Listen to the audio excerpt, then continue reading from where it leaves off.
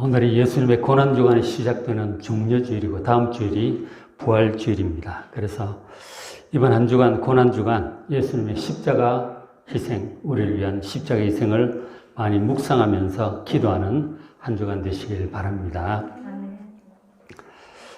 예수님의 죽으심에 관해서 사복음서에서 모두 자세히 기록을 하고 있는데, 신학자들에 의하면은 이 사복음서 중에서 마가복음이 기본적인 구조를 이룬다고 합니다. 모든 전체적인 복음 전체가 그렇고 특별히 십자가 사건도 마찬가지입니다. 그래서 마가복음이 기본 구조를 이루고 있고 다른 복음서들은 추가적인 내용들을 이제 더하고 있어요. 그래서 각각의 초점과 특징, 강조점이 차이가 납니다. 그것은 이제 마태나 누가나 요한 등 복음서 저자들이 보는 관점이나 그 중요한 포인트가 차이가 나기 때문이에요. 그래서 사복음서를 비교를 해보면은 여러 가지 흥미로운 것들을 발견을 할 수가 있어요. 그래서 이제 예수님의 십자가 사건을 이 복음서에서 볼 때 마가복음 15장에 나와 있는 이 사건의 순서, 이것을 확실히 좀 익힐 필요가 있어요. 이것을 기본으로 해서 다른 복음서에 어떤 내용들이 더하고 빠져 있는지를 보면 각 복음서의 특징이 분명히 드러나는 것이죠. 그래서 오늘은 사복음서의 기본이 되는 마가복음 15장 내용을 통해서 예수님의 십자가 사건을 좀 같이 보려고 합니다. 사건의 순서를 잘 익히시고 그것을 기준으로 다른 복음서를 함께 보시면은 훨씬 입체적으로 잘 보이실 것입니다. 자, 예수님의 십자가 죽음은 이제 이렇게 되죠. 14장 이제 끝부분에 예수님께서 유대인의 사내들인 공회의 재판을 먼저 받습니다. 그러니까 예수님께서 마지막 최후의 만찬을 하시고 밤새 겟세마네 동산에서 기도하고 나오다가 이제 유대인들이 보낸 대제사장들이 보낸 부하들에게 붙잡히셔요. 그 붙잡혀 가가지고 밤새 이제 신문을 받아요. 직전 제사장한테도 대제사장이 갔다가 그 다음에 이제 사내들인 공회 유대인의 재판을 받게 되었죠. 종교 재판입니다. 거기서 이런 판결을 받게 되잖아요. 14장 61절에 대제사장이 이르되 여러 가지 신문을 하다가 끝에 이런 질문을 합니다. 네가 찬송받을 네 아들 그리스도냐? 하나님의 아들 그리스도냐? 단도직입적으로 묻습니다. 그 예수님 대답이 62절에 내가 그니라. 내가 하나님의 아들 그리스도다. 스스로 이제 시인을 하시는 거죠. 뿐만 아니라 더 나아가서 인자가 내가 권능자의 우편에 앉은 것, 하나님의 우편에 앉게 될 것과 그리고 하늘 구름을 타고 다시 오는 것을 너희들이 보게 될 것이다. 확실하게 말씀합니다. 내가 하나님의 아들 그리스도고 내가 결국 이제 승천해서 하나님의 우편에 올라가 앉게 될 것도 너희들이 볼 것이고 그리고 하늘 구름을 타고 재림하는 것도 너희들이 보게 될 것이다. 예수님이 하나님의 아들이심 그 신성을 확실하게 종교재판에 시인을 하시는 거죠. 그 얘기를 듣자마자 63절에 대제사장이 옷을 찢습니다. 그러면서 하는 말이 64절에 그 신성모독 하는 말을 들었도다. 너희는 어떻게 생각하느냐? 신성모독이라는 거죠. 그러나 예수님은 진짜 하나님의 아들이에요. 실제로 이렇습니다. 그렇게 얘기할 수밖에 없죠. 그러나 예수님을 믿지 않는 그들로서는 신성모독으로 여겨졌어요. 그리고는 공회원들에게 묻습니다. 어떻게 생각하느냐? 그랬더니 그들이 다 예수를 사형에 해당한 자로 정죄합니다. 이건 사형입니다. 이건 사형입니다. 그래서 다 사내들인 공회원이 동의하고 결국 그 종교재판에서 예수님은 사형 판결을 받게 된 거예요.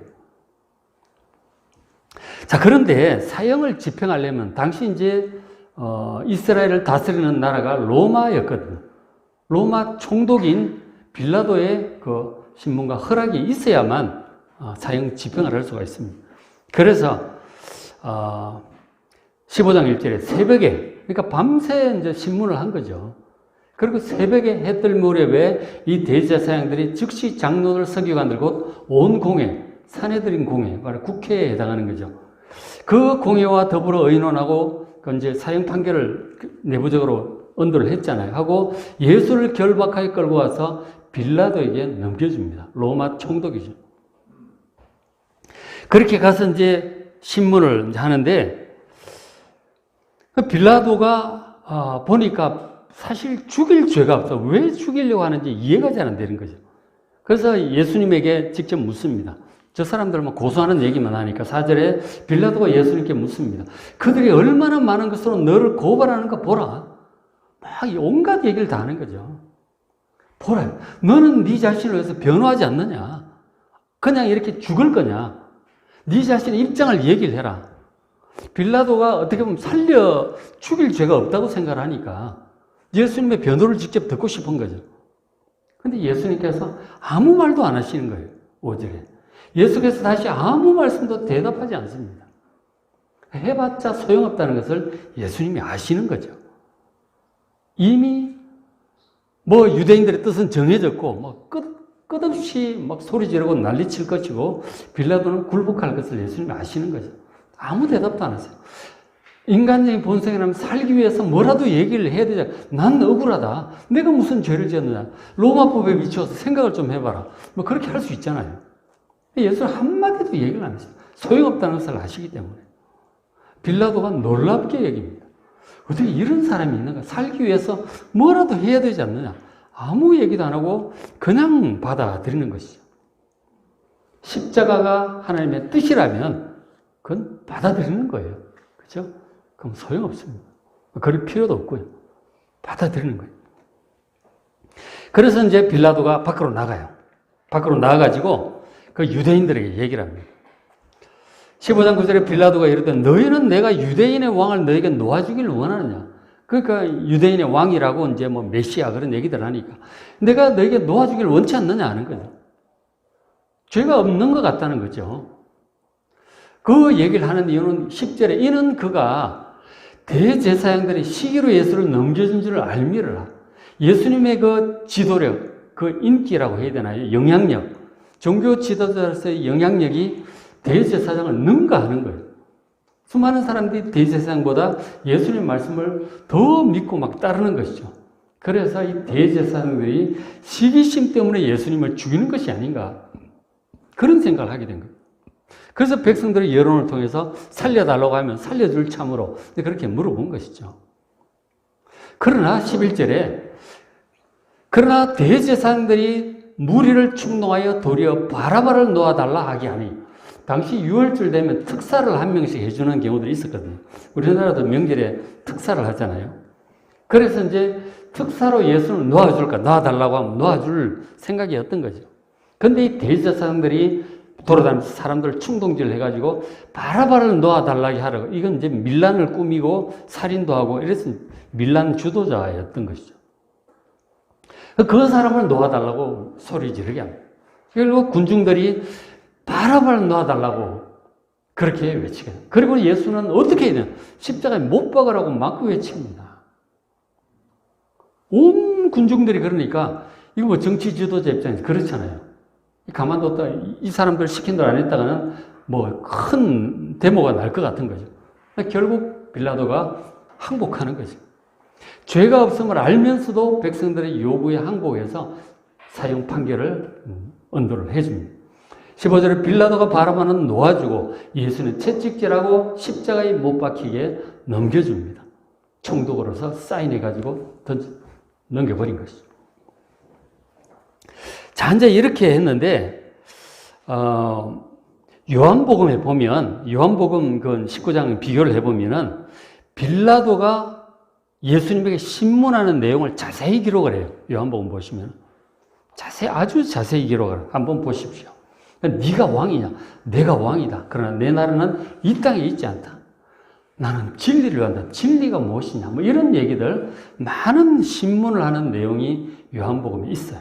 나중에 한번 가서 보십시오. 그리고 마태복음을 비교를 해보면 마태복음은 이 빌라도의 재판 과정에서 아내가 말려요. 아내가 가지고 이 빌라도 재판을 예수님 그 죄가 없는 사람이다. 죽이지 말라고 말리는 장면도 나오고 빌라도가 예수님 놓으려고 막 애를 쓰는 장면들이 나와요. 하다도 안 되니까 포기하면서 백성들 보내서 손을 씻어요. 난 죄가 없다. 너희들이 당하라. 우리에게 돌리라. 그런 내용들이 마태복음에 또 자세히 기록이 되어 있어요. 내용이 확실히 좀 다르죠.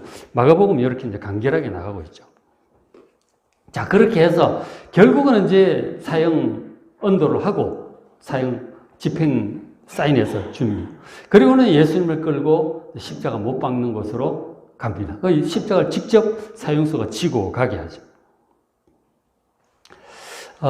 그래서 15장 20절 예수님께 십자가를 지고 가는데 이미 채찍도 많이 맞고 그래가지고 영 기운이 없어. 자꾸 쓰러지고 하니까 군중 중에서 아무나 붙잡아다가 십자가를 지게 했는데 그 사람이 나중에 알고 보니까 알렉산더와 루포라고 하는 두 사람의 아버지인 구레네 사람 시몬입니다.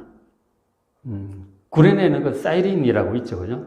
그 시몬이라는 사람을 이제 붙잡아다가 예수님 십자가를 대신 지고 가게 하는 거죠. 그래서 얼결에 그냥 붙잡혀가지고 징발돼가지고 십자가를 지고 억지 십자가를 지고 올라간 거죠. 근데 이 사람 두 아들 이름을 적고 있잖아요. 이것은 이제 당시 초대교회에 이 알렉산더 루포라고 하는 사람이 초대교회에 알만한 사람들은 다 아는 그런 기독교 지도자였던 것 같아요. 그러니까 그것을 계기로 구레네 시몬도 예수님이 뭔지 이제 나중에 알아봤을까 믿게 되고 결국 아들들이 예수님을 믿고 성장을 해서 또 훌륭한 교회 지도자가 되었던 것 같습니다. 그래서 이제 이 구레네 시몬의 두 아들 이름을 마가복음은 특별히 이제 기록을 해주고 있어요. 자, 그렇게 해서 예수님을 끌고 이제 올라갔어요. 15장 22절에 예수를 끌고 골고다라고 하는 곳으로 올라갔어요. 골고다는 당시 이제 그 지명이 언덕 위의 지명인데 그 골고다가 해골의 장소 이런 뜻입니다. 근데 사람들 처형하면 시체들 그냥 냅두면 와서 뭐 들깨도 뜯어먹고 뭐 까마귀도 쪼아먹고 이제 막 그러잖아요. 해골들이 거기 있었어요. 그 골고다 그쪽으로 사형 십자가 처형하라는 집행 장소였던 것이죠. 그 언덕 위로 예수님 이제 올라가서 이제 사형을 집행을 합니다. 23절에 모략을 탄 포도주를 줍니다. 이것은 이제 좀 고통을 좀 줄여주는 그런 역할을 했다고 해요. 근데 예수님께서 하나님 주신 형벌을 그대로 받고자 거절을 합니다. 받지 않습니다. 그리고 24절 십자가에 못 박고 그 옷을 예수님 입고 있던 옷을 이제 벗겨가지고 나눠가지고 당시 이제 옷이 없던 시절이기 때문에 옷이 아주 귀한 시절이거든요. 그래서 이제 그런 옷들을 다 나눠가지고 뭐 가운데 통으로 된 거는 제비 뽑고 그렇게 해서. 그러니까 참 십자가형을 당한다는 게 그런 거예요. 아프고 뭐 욕먹고 여러 가지가 있지만 또 다 뺏기고 조롱당하고 수치당하고 이런 것이 이제 십자가를 진다고 하는 것이요. 바로 우리가 당할 것을 예수님이 대신 다 하신 것입니다. 그렇게 해서 이제 25절에 제3시가 되어 십자가에 그렇게 못을 박았다고 기록을 해요. 제3시라고 할 때 이것은 해 뜰 때 아침 6시부터 시작을 하는 거예요. 6시부터 3시면 어떻게 됩니까? 오전 9시죠. 그죠? 그러니까 시간을 계산할 때 플러스 6을 하면 돼요. 그죠? 새벽 6시부터 하는 거니까. 그러니까 아침 9시에 예수님을 형 집행을 합니다.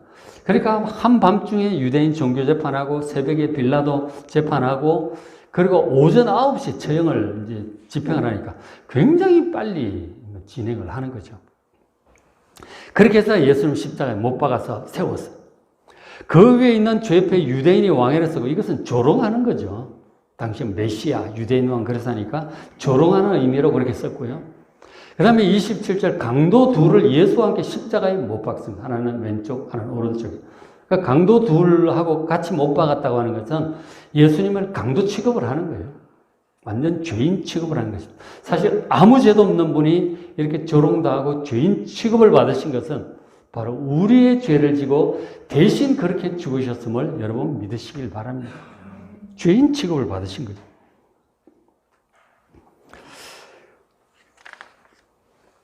자, 그렇게 이제 하셨는데, 누가복음을 보시면은 이 강도 2명 중에 1명이 예수님을 믿는 장면이 나와요. 그 누가복음에 나옵니다.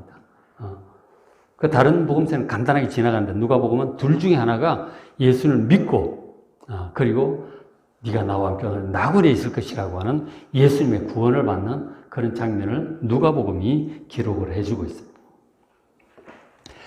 그렇게 못 박혀 있는데 밑에서 사람들이 예수님을 조롱합니다. 15장 29절에 예수를 모욕해. 성전을 헐고 사흘에 짓는 자는 자예요. 네가 너를 구원하여 십자가에서 내려오라. 조롱합니다. 성전이 엄청난 성전이거든요. 46년 동안에 걸쳐서 엄청나게 지은 성전인데 그 건물을 헐고 3일 만에 짓는다는 이 말씀을 예수님 하셨거든요. 이 성전 허물어라. 네, 3일 만에 다시 세울 것이다. 그런 얘기를 하셨어요. 그 소문이 퍼졌죠. 무슨 말도 안 되는 얘기냐. 이 어마어마한 성전 46년에 걸렸는데 이걸 허물고 3일 만에 짓는다고 돌았냐. 그러고 이제 뭐 그런 소문들이 있었어요. 사실 그렇게만 할 수 있다면 엄청난 능력자죠. 그러나 그게 말도 안 된다고 생각을 하기 때문에 사람들 조롱하는 말로 그렇게 씁니다.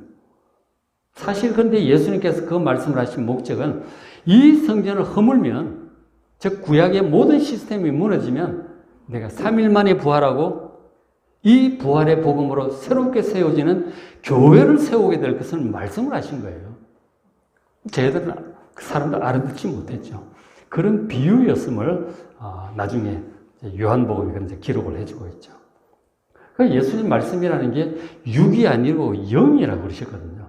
우리가 예수님 말씀을 잘 알아들어야 돼요. 그죠? 어쨌든 저렇게 조롱하는 말로 쓰고 있고, 능력이 있다면 뭐 내려와보라 이거죠. 조롱하고 있는 것이죠.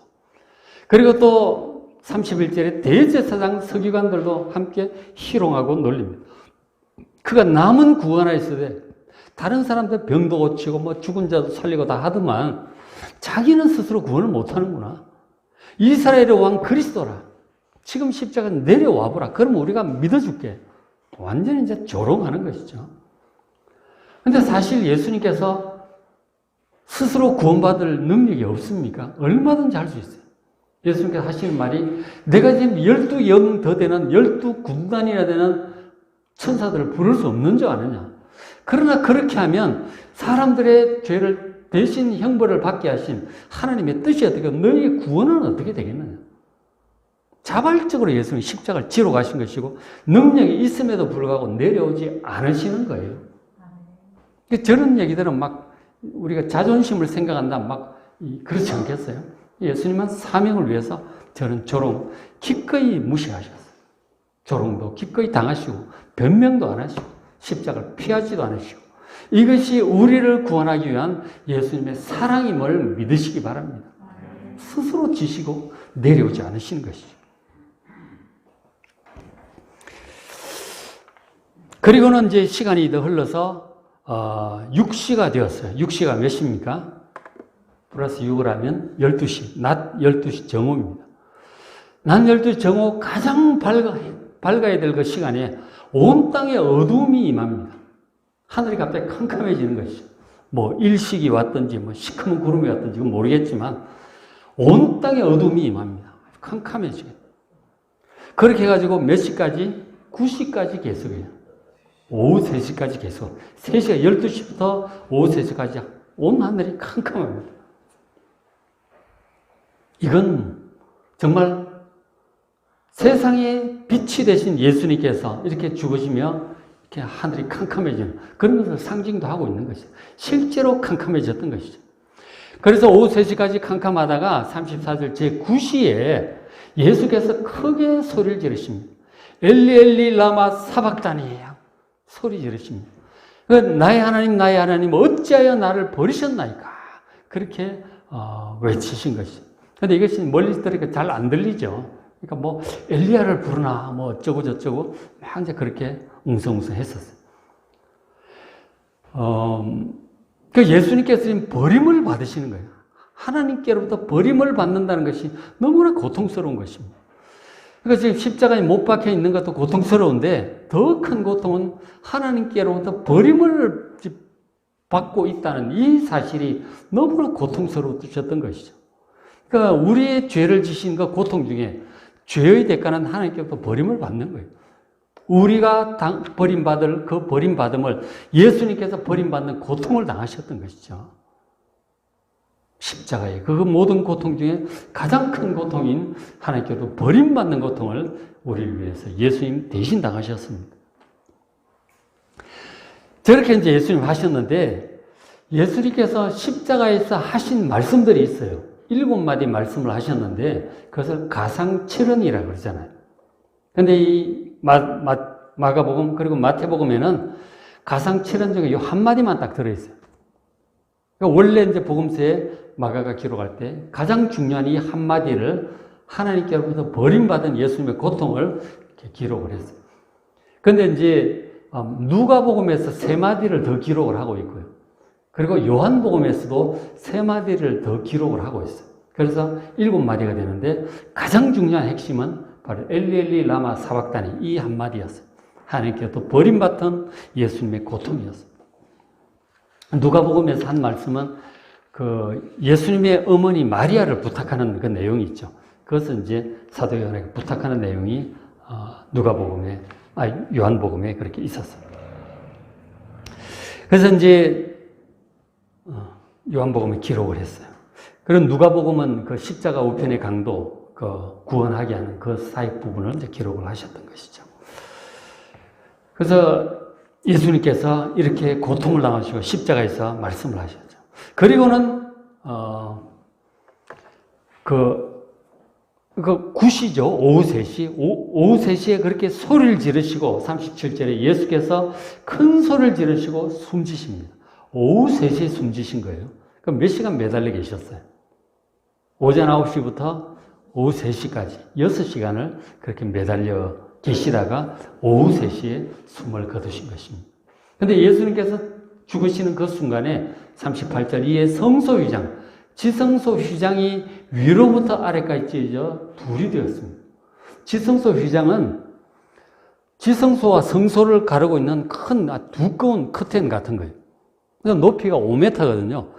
근데 이건 사람이 손에 닿을 수 있는 거리도 아니고 5m면 이거는 잘못 손댔다가 죽을 수도 있기 때문에 지성소 휘장은 감히 어느 누구 손을 대지 않습니다. 근데 예수님이 죽으시는 그 순간에 저 위쪽 5m 있는 위쪽으로부터 쫙 찢어진 거예요. 그 휘장의 두께가 손바닥만큼 되는 엄청나게 두껍거든요. 그게 확 찢어진 거죠. 그것은 지성소에 거하신 하나님께 누구든지 이제 나와도 좋다고 하나님께서 길을 열어주신 거란 거예요. 예수님의 그 십자가 형벌 그 피를 받으시고 사람들이 저를 용서하신 거예요. 이제는 더 이상 하나님께로 나아가는 길이 막혀 있지 않습니다. 누구든지 하나님께로 나아가고자 한다면 회개하고 예수님 믿고 누구든지 나아가 구원받을 수 있음을 감사하시기 바랍니다. 그것이 예수님의 십자가 죽음으로 이루신 일이에요. 놀라운 일입니다. 놀라운 일이에요. 지성소 휘장이 찢어졌다니까요. 우리 구약의 레위기 이런 데 잘 보면 그 지성소 안으로 1년에 대제사장만 딱 한 번 들어갈 수 있는 거예요. 아무나 잘못 갔다가 죽습니다. 그곳을 하나님이 직접 찢어버리신 거죠. 예수님의 십자가 죽음이 얼마나 중요한지 모릅니다. 우리 인류에게 있어서. 예수를 믿고 구원받은 우리 정말 감사하지 않습니까? 그래서 지금 우리가 또 성찬식도 하고 예수님의 살과 피를 또 기념하고 생명의 양식으로 음료로 받을 수 있게 된 것이죠. 자, 그렇게 이제 길을 여셨고, 그리고 39절 예수를 향하여 섰더니 백부장, 그 책임자, 사형집행 책임자인데, 백부장, 로마인 백부장이 그렇게 숨지신 것을 보고, 전체적인 것을 보고 성령의 감동을 느끼게 된 거죠. 그리고 이르되 이 사람은 진실로 하나님의 아들이었다. 사람들이 뭐 이 소리 저 소리 하는데 긴가민가하고 있는데 그 예수님의 죽음을 가장 가까이서 보면서 진짜 하나님의 아들 맞다. 고백을 하게 됩니다. 믿게 된 거라고요. 예수님이 죽으시는 순간 예수님의 죽음으로 그때 구원받은 사람이 십자가 우편의 강도와 그리고 이 로마 백부장이었던 것이죠. 베너의 영화에 보면 그 나병 환자가 예수님이 십자가에 죽는 그 순간에 이 나병이 갑자기 낫는 장면이 나오죠. 그 예수님의 십자가 죽음이라고 하는 것은 엄청난 사건이에요. 엄청난 사건이에요. 예수님 십자가의 그 죽으심이 우리를 죄와 사망으로부터 구원하셨음을 믿으시기 바랍니다. 놀라운 은혜의 사건이었죠. 자, 이렇게 했는데 마태복음에 보면 어떤 내용을 추가로 기록을 하고 있느냐면 예수님이 죽으시는 그 순간에 땅이 진동하며 지진이 일어나고 바위들이 터지고 무덤들이 열렸다고 합니다.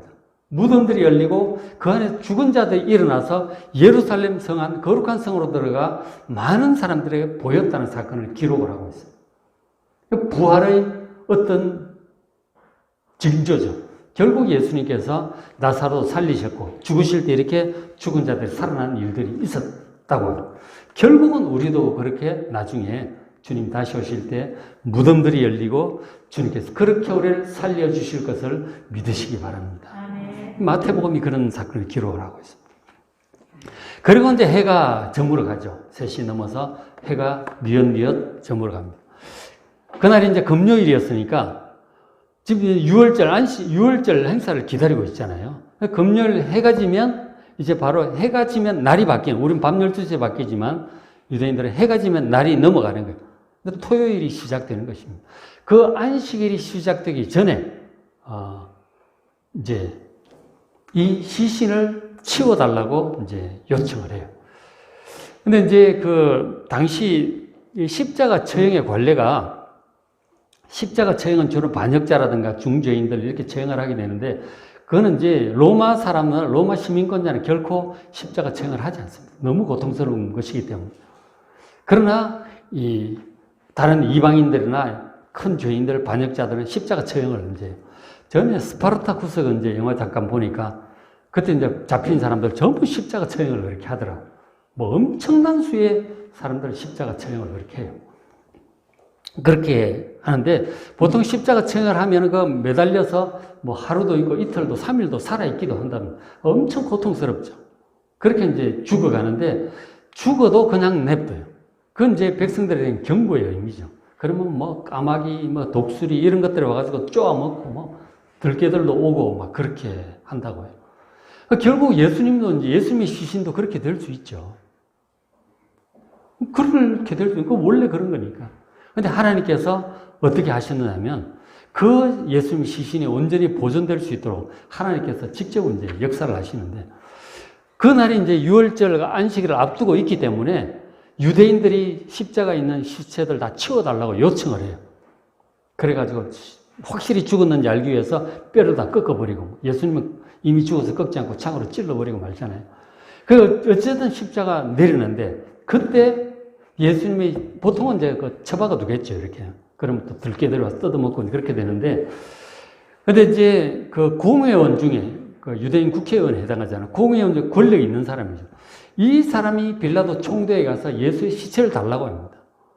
장사 치르겠다. 그래서 이제 허락을 받고 이 요셉이 예수님의 시신을 장례를 합니다. 보시면은 43절 아리마대 사람 요셉인데, 요셉 빌라도에게 예수의 시체를 달라고 요청해요. 이 사람은 존경받는 공회원이요. 공회원도 권력도 있고 사람들에게 인품이 좋아 이제 존경받는 그런 사람이었습니다. 그리고 하나님의 나라를 기다리는 신실한 믿음을 가진 사람이었어요. 결국은 이제 예수를 믿게 된 거죠.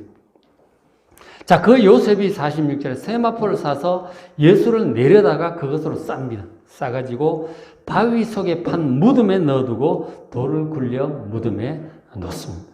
예수님의 시신이 그렇게 뭐 독수리나 까마귀, 들깨 뜯기지 않고 온전히 보존될 수 있도록 하나님께서 그렇게 조치를 하신 것이죠. 제자들도 어떻게 할 수 없고 예수님 뭐 어떻게 할 수가 없죠. 사후에 뭐 힘도 없고 어떡하겠어요. 그러나 하나님께서 모든 것을 책임지시고 하나님의 자녀들을 보호하고 계심을 믿으시기 바랍니다.